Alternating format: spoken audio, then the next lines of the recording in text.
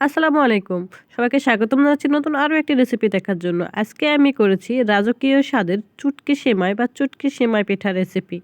ভীষণই মজার একটা রেসিপি। এই পিঠা পছন্দ করে না এরকম বাঙালি কিন্তু খুঁজে পাওয়া যাবে না। এই পিঠা কম বেশি সবাই পছন্দ করে। চুটকি সেমাইটা রান্না করাও সহজ আর এটা খেতেও দুর্দান্ত।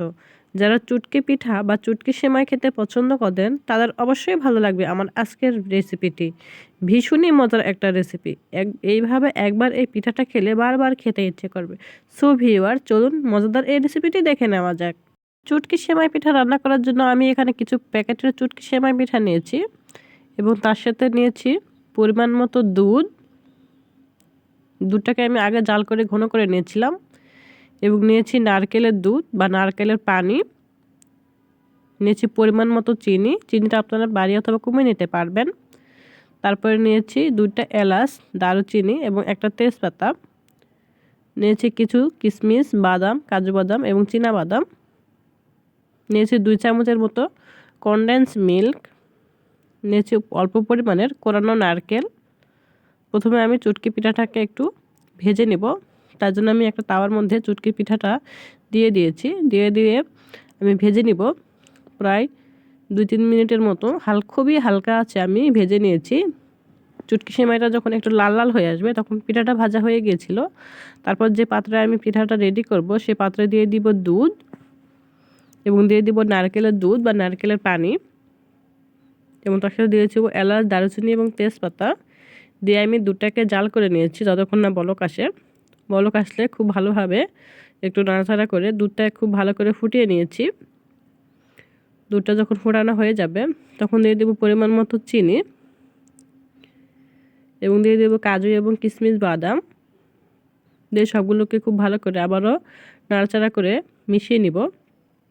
খুব ভালো করে অনবরত নাড়াচাড়া করে মিশিয়ে নিতে হবে এবং দুধটা যখন খুব ভালো করে বলক আসবে তখন আমি ভেজে রাখা আগে থেকে যে চুটকি সেমাইটা নিয়েছি সেই চুটকি সেমাইটা দিয়ে আবারও খুব ভালো করে নাড়াচাড়া করে নিব।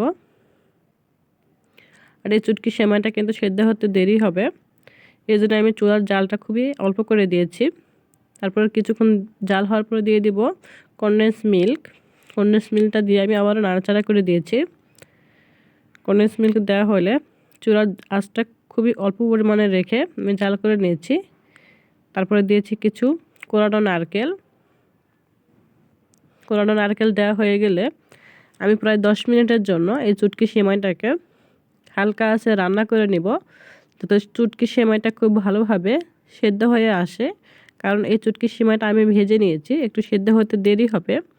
তাই জন্য আমি 10 মিনিটের মতো খুবই হালকা আঁচে রান্না করে নিয়েছি। 10 মিনিট পর দেখে নিয়েছি যে চুটকি সেমাইটা অনেকটাই সেদ্ধ হয়ে এসেছে এবং যে ক্রিমগুলো, দুধগুলো একবারে ক্রিমের মতো হয়েছে। খুবই একটা মিষ্টি একটা সুগন্ধ বের হয় এই সেমাইটা রান্না করলে, ভীষণই ভালো লাগে খেতে।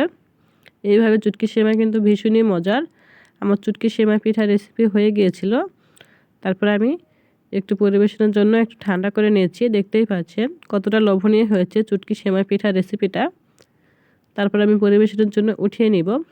চুটকি সেমাই ভীষণই মজার। এরকম করে চুটকি সেমাই পিঠা খেতে ভীষণই ভালো লাগে। যারা চুটকি সেমাই পিঠা খেতে পছন্দ করেন তারা অবশ্যই বলবেন আমার রেসিপি আপনাদের কেমন লাগলো। তারপরে আমি কিছু অল্প কোরানো নারকেল দিয়েছিলাম।